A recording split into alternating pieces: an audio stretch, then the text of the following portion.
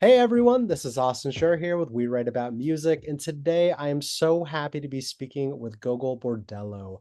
They've released a bunch of fantastic music under their label Casa Gogol and their own music themselves. I'm extremely happy to have them on today. Thank you so much for being here. How are y'all doing? Yeah, we're good. And let's not forget that here we are. We have Puzzle Panther from Casa Gogol Records Yes. guesting Yes, with the store, but we're a separate entity band. So exactly. I've got questions for both, so we're all set wait, here. Um, to kick it off, I'm gonna talk on the Gogol side of things. You have a bunch of amazing tour dates coming up. One of them being the sort of like revamped Warp Tour, a blast from the past. How does it feel to be on a lineup with so many other amazing artists on a festival that's sort of gotten a second wind here? well, I mean, we were on Warp Tour back in the day. Exactly. It's a kind of full circle. And, we, when were we on it? In 2004, 5, and Yeah. 6? Well, back when we just got our records out on Side One Dummy Records, who became our, familia operation, and we had several records out with them, and that naturally led to touring on Warp Tour, and where we met many American great punk rock bands that we continue working into this day. So it's like in certain senses like we never left because we just toured in Europe with Dropkick Murphys, who originally Exactly. met on Warped Tour back then, and we just did a whole tour in Europe with them in February. And you know, Tim Armstrong was out back then with Transplants tour. My Chemical Romance, and there was a lot of bands that went on to make major waves, and there was a great community of people. So, and I don't really feel like any of those names are really archaic in any kind of sense because they're kicking major ass on daily Right. basis. Right. And I think And like remain and will in this remain to new do so iteration, next yeah. decades. Right. In this new iteration of the festival, they've still managed to capture so much of the greatness of the past and update it with modern bands. Like I was there in the first go around when I was 13, 14 years old, and it was like my first festival, sweating my ass off on a black pavement. And then you fast forward, On the 15, parking lots, yeah. exactly 15, Well, 20 good for years, and it's become this whole different beast. And like people are feeding on the nostalgia of it all, and it's become this beautiful thing. Yeah, I mean, I don't see it in a nostalgic sense so much because we remain to be active throughout all these years. I generally don't. I know for some people nostalgia is big business, but not for me, and I don't really Sure, I understand. always. You're exactly. You're also headed to Europe in the fall, with some incredible cities that I've also had the pleasure of visiting on the map. Are there some main differences between touring Europe and the US? Maybe when it comes to the crowds or the travel or just the general vibe of things? I want to say yes, but the reality, I mean, outside of the stage, yes, but the reality is that the way I know Gogol Bordello experience is after playing Japan, Australia, Brazil, and Mexico, and everywhere else, basically Turkey and Greece, and where not everywhere in the world. Exactly. I don't. If you put me on stage, and just drop me off on stage into our show in Buenos Aires or Australia, I probably couldn't tell you a difference at all because we True. always evoke the same madness. Exactly. It's a Dionysian, cathartic kind of unifying madness that the soul is longing for.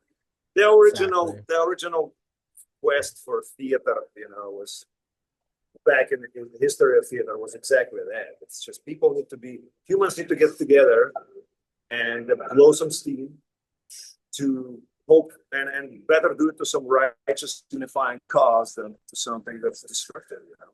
Right. I So fully kind of agree. I will say though, those South American crowds can get pretty rowdy in just the scape of the world. So I yeah, think they I have know. one up on us all. Sure, I'd like to say that, but the thing is that we go and play in Canada, like it looks exactly the same. Right. Like, Love that. I'd like to say that, like, yes, south of Italy, it's just like, yeah, it's like off the chain, beyond off the Sure. chain. But it's just as off the chain in Norway. So I don't want to lie, in that sense. No, of course not. Everybody's Everyone getting is them. equal. Everyone's getting the same amazing show, and that's all that matters. That's Um, right. I don't want to forget about you two, so I definitely want to get into some Puzzled Panther things. You guys released very recently an EP called Fit of Serenity. I have been listening to it all morning. Truly, I probably played it 5 or 6 times at this point since I woke up. It is fantastic. It is killer. And I have the opportunity to review music all day long, but this is the type of music that I listen to in my own personal time, and you fully crushed it here. I would love to know how it all came together, and I guess what inspired you to make this. Um, yeah, so I would start by saying we're a very New York based fan. Kay was born and raised in New York City, Sure. New York to the core. And so, we've all been living there, Eugene, especially for Well, I'm new. I've been there only for 25 years. Right, right. it's like whether or not, we were born there, it's like I just think we're just so New York to the core. Like the city just speaks to all of us. And consequently, the bands that we love so much and we take so much inspiration from, Sonic Youth, yeah, yeah, yes. All this guitar driven music, it's such a big inspiration to us. At the same time, we love other kinds of music, and especially for this recent EP, the Manchester 90s era of psychedelia kind of, that was, it's just music you want to dance to, the break. Exactly. And so we're like, well, we got to stay true to us. So why don't we mix, Manchester with like the sounds of New York City, post-punk sounds of New York City. Right. And that is what you're hearing in this new record, this psych dance punk that we're calling it. Telling everyone to go forth and groove. Yeah, exactly. Yeah. So that's what you're hearing, kind of this what we, want to say is like this new kind of groove, just to get down to. Totally. We always talk about, I feel like it's kind of an ambitious and unusual thing to do, to mix these worlds of like psychedelia, dancey music with this like angular post-punk New York guitar sound. Sure. But genuinely, that's our influence. That's what's and I think together they create these beautiful comparisons that we're really excited about. So that's what we want people to hear when you listen to the record. And I'm glad you're feeling it. I'm feeling it so hard. And I'm going to plug everything at the end, but like for everyone out there who's watching or listening, we're going to have the links to it all so you can get right into it. I hope you were experiencing fits of serenity. Absolutely. The room I'm in is small, but it's big enough to dance in, and that's really all that matters at the end of the day. Is there, oh no, please go for it. That's the word ambitious. It is quite ambitious because from my personal knowledge of music, I can't really recall a project that really kind of zoomed in on making this synthesis. Of course, there are Stooges, who's one and only. You put the fun house record on, and there you have it. It's right, like punk rock full on, and it's maximum representation. And there's really nothing else like it. Yeah. And it's something that's really difficult to tap into unless you really have this particular focus. And also, it's as eclectic as it is, Puzzle Panther. It is guitar driven, and I think that's really, really interesting because guitar remains to be essentially most popular instrument in the world. Exactly. I want to say one more thing. Please. We have the man of gypsy punk rock here. Exactly. Who knows how to mix these two obscure worlds together. And so, Eugene produced the album or the EP that we have. Oh yeah, you mixed it, I produced it. Sure. I was just making sure that it's fried properly, But right. That there's a significant, it came together because we have someone who's an expert in mixing two different worlds as well. So exactly. Listen, I hate to put you on the spot here, and I know all of these songs are your babies at the end of the day, but if you could recommend one track off the EP for people to listen to kind of segue into the rest of the listen, what would it be? Different ones, but yeah, we can all let's Iodine's definitely. Do you want each to answer, or do you want one unifying answer? There's no rules here. You can say whatever you want.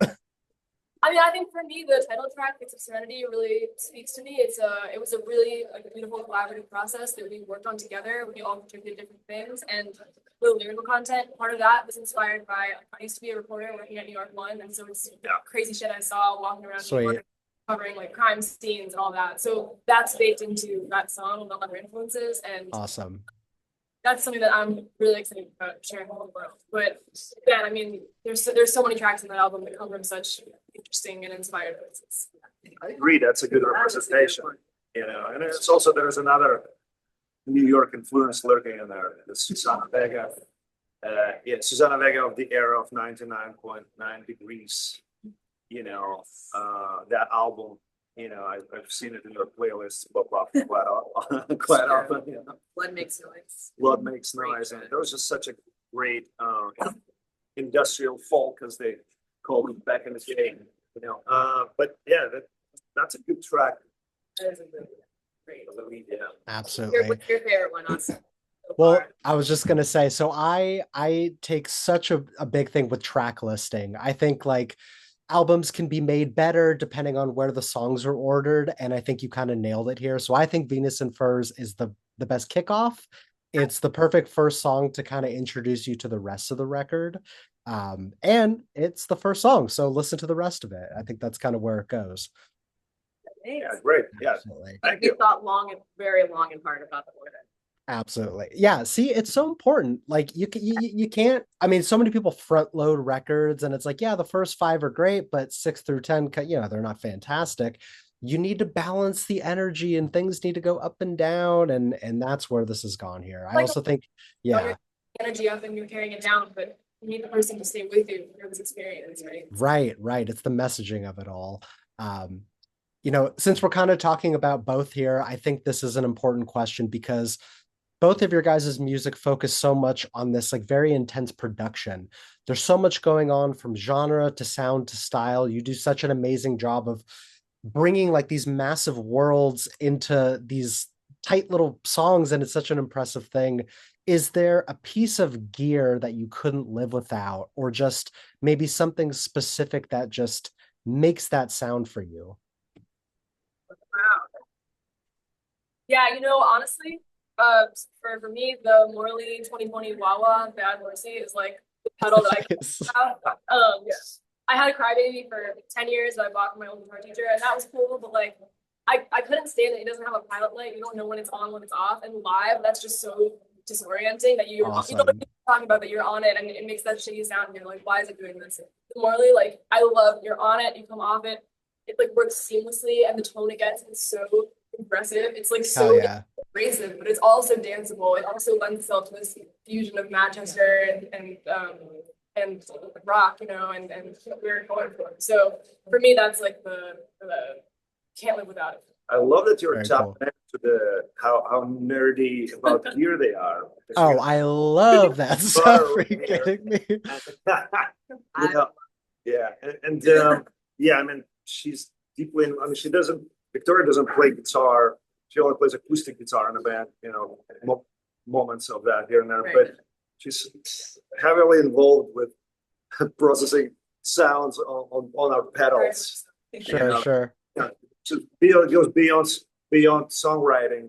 Victoria's gonna get the vision of the sounds, and she'll go and tweak my pedals and case pedals, and so we can kind of sculpt the sound towards our collective puzzle Pantherish energy. And there is a piece of gear also that this record is basically impossible without Kevin Shields' Fender blender, which as I was building my in Gogol Bordello, I was always playing mostly acoustic guitar because I started Gogol Bordello at the time when I kind of played punk rock and hardcore for 13 years of my life. I mean, of course, I had with pedal boards and Marshall stack and all that. And Gogol Bordello, this is something not a lot of people understand actually, is that there was a kind of a post-hardcore, post-punk, post-everything project where I was so fed up with everything, and especially fed up with the notion that you can't start, that nothing new is possible really in the world of music. So I kind of stripped it all back down to let's just go back to acoustic guitar and start with vibrating with one string. Sure. And kind of ended up rebuilding the sound towards more symphonic version of it, more symphonic version of post-punk with Gogol Bordello that has elements of ethnical music from all over the world. So it's more like that's the roots of Gogol Bordello. It's not anything else but that. So, but in the same time, Puzzle Panther is my way back to my original pursuit of electric guitaromania, which I know so well. Exactly. So now that I was rebuilding my gear, I was like, what am I missing? I'm still missing that My Bloody Valentine, excruciating drops of wall of sound. Dude. But, I was like, so I called my friend, Nick Zimmer, and I said, what am I missing here? How do I get them fast? And he was just like, man, I think I have an answer for you. Just get Kevin shoot the blender, which just came out. Right. Which I proceeded to do in the next 24 hours. And that equipped us very well for the sound of this. Amazing. Yeah. So that's the gear answers right there. You got the No, great answer. Great answer. I say Victoria has a really incredible attention to detail when it comes to the gear stuff. So, the night before we left for this tour, like we were literally in my bedroom with the amp and the head, Sitting in front like of it. turning dials like 1 millimeter while I fly like one, like Yes. tireless attention to this. I mean, it's something that we really love. So I really appreciate being in a band with someone who like can go there. Right. Because the sound is just as important as songwriting. It is Exactly. I actually, in fact, also another thing, since we're going this deep into this Sure. topic, we recorded with pedals. I mean, that's the way to. I think you need to go for it, fully commit to the sound, not like, oh, we're going to use all these plugins later. No, let's record with these pedals. This is how it's going to sound. Then tweak it a little bit later, but it's already in the room when we're playing. Like especially the first track, the Venus and Furs. This completely psych Manchester groove version of Velvet Underground classic. That's all basically recorded like that. All the wah-wahs and Awesome. it's always fun. You couldn't undo it. Right. Well, I think it's so important, especially when you're a live band, to recreate that sound in some way, because there's nothing more defeating than getting to see someone live and it just doesn't translate like it does when you have a nice pair of headphones on. So the fact that you're in the room dialing things and plucking strings and kind of getting everything how it should be, it shows that you care. It's your art on display and you're making a name for yourself and keeping that up. And people want a great show. There's a million live bands out there. How are you differentiating yourself? Right. Absolutely. Absolutely. It's a great vocal pedal that really adds something really ethereal and beautiful to her lead vocals live. Which one is it? It's called it's a duplicator. Okay. Yeah, and a lot of people, they don't want to use too much vocal effect because they think I don't know that it's somehow synthetic, but using treating the voice as like an instrument and adding effects to that as well. Yeah. That's so cool, especially if you can dial it in. There ain't no sin in that. No, there ain't no sin in it. Sure. And it just adds another layer to it. You're working with the guitars and with all these other effects. It's we're having a lot of fun. That's awesome. Got a pedal of Mon 11 for my vocals too, and that adds yet another layer of whoa, it's like the psychedelia of it, what's happening there. So that's a cool thing. Very cool. Well, listen, I've got one more question for you. You can either answer as a group or it can be individual. It's entirely up to you. I think for people that are watching or listening to this who may have never heard of Gogol Bordello or Puzzled Panther, there's always going to be a first-time listener. Is there an opening message that you'd like to say to someone who's going to discover your music for the first time? Something you'd like to say to them before they click the play button? I think what unifies, probably, okay, here it is. Working together, this is probably the common denominator is that, music is a form of joy therapy. Even if it's melancholic music or cathartic, or even if it's metal, essentially, or hardcore, it's still, people go and see it for a sensation of unified kind of tribal dance around the fire, for surround, immerse into a feeling good together. And that's something that we kind of don't even have to keep in mind, because we've been soaking in that for a good amount of years, and but it's also just has to do with rebroadcasting that vibe, has to do with, I think, with just naturally the personalities that people, we cluster kind of like that, Sure. Like Gogol Bordello has, even though it's people from all different kind of continents and countries, and it's basically kind of about clang, clang, bang, bang around the tribal bonfire. The tribe, Sure. and this tribe is your newfound family beyond your natural. There you go. So Puzzle Panther is an excellent addition to that roster. Yes. Yeah, it's it's like knowing them, and as Kay says, tutti giorni carnavale. I'm not exactly 100% sure what it means, but I think it's something to do in Italian with Carnival being every day. No, it means every day should be Carnivale. And what I want to say is, if you come to our show and you leave not feeling like you were at Carnivale all day, you did it wrong. You know what I mean? I want to There you go. Release that has always been Right. what was magical for me about life as a fan. Cathartic release for sure. Hell yeah. Yeah. I think that's a fantastic answer. And again, I just want to thank you so much for taking the time. I know you're on tour and life is busy and things are hectic, but I appreciate it so much. Before we wrap up here, please give me the opportunity to plug your music. If you've made it this far in the interview and you didn't know I'm speaking with Gogol Bordello and Puzzled Panther, we will have the links in our article and everywhere else so that you can listen, share, follow along. Stay tuned for more. They've got some incredible dates coming up. Those will be listed as well. And truly, lastly, thank you so much again for your time. It means so much. Thank you for having us. Yeah. You are very welcome. You are welcome back anytime, truly. All right, stay safe out there. Enjoy the road trip down the coast, and I hope to see you live soon. Yeah. All right, take care. Bye-bye.